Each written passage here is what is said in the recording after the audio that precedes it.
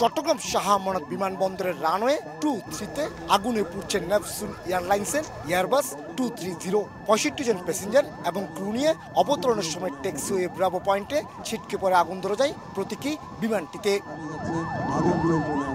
বিমানে আগুন লাগার খবর পেয়ে তাৎক্ষণিকভাবে নিয়ন্ত্রণ কক্ষ থেকে জানিয়ে দেওয়া হয় উদ্ধারকারী সবগুলো সংস্থাকে।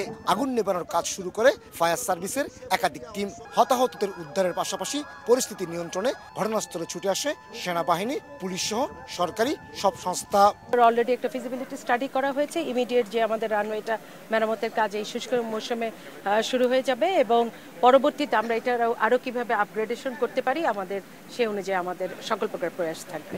একদিকে চলছে দুর্ঘটনা কবলিত নেপচুন এয়ারলাইন্সের বিমানের আগুন নেভানোর তৎপরতা, আবার অন্যদিকে হতাহতদের উদ্ধার। সেই উদ্ধার কাজে উড়ে এসে যোগ দেয় বিমান বাহিনীর হেলিকপ্টার।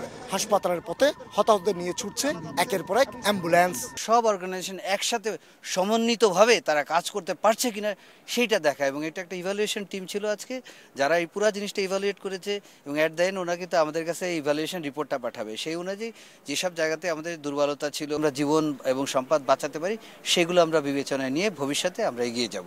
এবারের মহড়ায় বিমান বাহিনী, সেনাবাহিনী, ফায়ার সার্ভিস, পুলিশ, আনসার এবং চিকিৎসকদের 400 সদস্য অংশ নিয়েছেন। হয়তো এই বিমান দুর্ঘটনা, আগুন নেভানো এবং হতাহতদের উদ্ধার করা সাজানো, তারপরও আন্তর্জাতিক নিয়ম অনুযায়ী সক্ষমতার পরীক্ষা দিয়েছে চট্টগ্রাম শাহ আমানত বিমানবন্দর।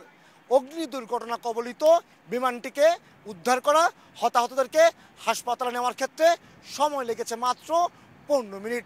বলা চলে সক্ষমতার পরীক্ষায় উত্তীর্ণ হয়ে গেছে চট্টগ্রাম শাহ আমানত বিমানবন্দর। চট্টগ্রাম শাহ আমানত বিমানবন্দর থেকে কমল দে, সময় সংবাদ।